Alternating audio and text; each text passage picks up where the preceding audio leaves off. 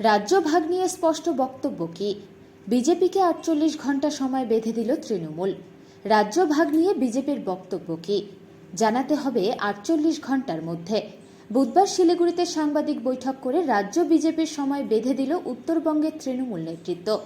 তৃণমূলের জেলা সভাপতি, সভানেত্রী ও উত্তরবঙ্গের উন্নয়ন মন্ত্রী এদিন ছিলেন।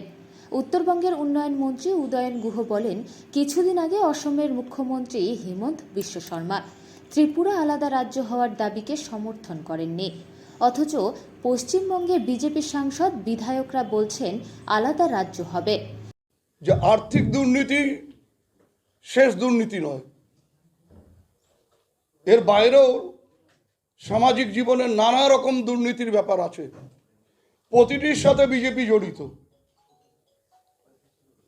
এবং ওদের এই যে দ্বিচারিতা, এই দ্বিচারিতার ফলে দেশের এবং রাজ্যের যে ক্ষতি হচ্ছে, সেই ব্যাপারে আমরা পরিষ্কারভাবে আপনাদের মাধ্যমে বিজেপি নেতৃত্বের কাছে চ্যালেঞ্জ ছুড়ে দিতে চাই, বিশেষ করে এই রাজ্যের বিজেপি নেতৃত্বের কাছে, যে আমাদের চ্যালেঞ্জকে অ্যাকসেপ্ট করে আমরা যে দাবিগুলো তুলে ধরছি, ৪৮ ঘন্টার মধ্যে ওদের যদি ক্ষমতা থাকে, ওদের যদি সততা থাকে এবং বিন্দুমাত্র সততায় যদি বিশ্বাসী হয়, তাহলে ওরা যেন আমাদের মতনই প্রেস কনফারেন্স করে আপনাদের মাধ্যমে মানুষের কাছে এগুলো তুলে ধরেন।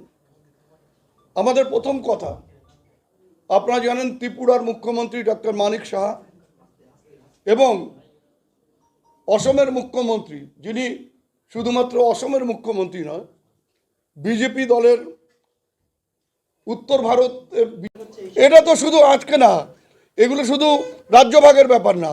১০০ দিনের কাজের টাকা বন্ধ করে দিয়ে নানাভাবে আবাস যোজনা ১৮ সালে বিয়ে হয়েছিল, সার্ভে হয়েছিল, ২৩ সালের জানুয়ারি মাসে সেটাকে করে বলছো তুমি মার্চ মাসের মধ্যে শেষ করতে হবে। এই নানাভাবে চক্রান্ত হচ্ছে। বাংলাকে কিভাবে খাটো করা যায়, বাংলাকে কিভাবে ছোট করা যায়, এখানে কি করে অশান্তি সৃষ্টি হয়। কাহা কা नॉर्थ बंगाल में जितने भी सारे एमपीज हैं सारे बीजेपी के हैं, इसके बावजूद। अरे भाई, वो तो एमपी खुद बना नहीं, वो तो इधर का आदमी वोट दिया था, उसका हम लोग का गलती हुआ था उसी टाइम। और अभी जो होगा वो नहीं चलेगा, वो हिंदू मुस्लिम, अभी इसलिए वो लोग वो सेपरेट स्टेट का कार्ड खेल रहा है।